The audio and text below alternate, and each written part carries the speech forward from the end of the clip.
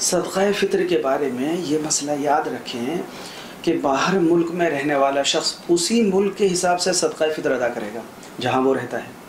یعنی جس پر صدقہ فطر واجب ہے وہ شخص عید الفطر کے دن صبح صادق کے وقت جس علاقے میں موجود ہو اسی جگہ کی قیمت کے اعتبار سے صدقہ فطر کی ادائیگی کرنی ہوگی.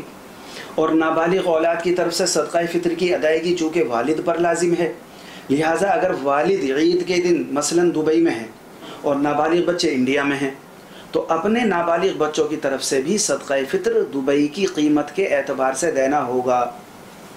لہٰذا ادا جہاں چاہیں کریں، یعنی قیمت دبئی کے حساب سے ہوگی لیکن وہ صدقہ چاہے تو دبئی میں کسی غریب کو دے دیں یا انڈیا میں کسی غریب کو دلوا دیں، آپ کو اختیار ہے.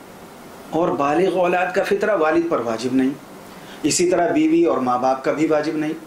اب اگر وہ مالدار ہیں تو ان کا فطرہ خود ان پر واجب ہے، لیکن اگر بالغ اولاد کا یا بیوی کا اور ماں باپ کا فطرہ یہ ادا کرنے لگے ان کی طرف سے تو ان کی اجازت سے ان کا بھی ادا ہو جائے گا.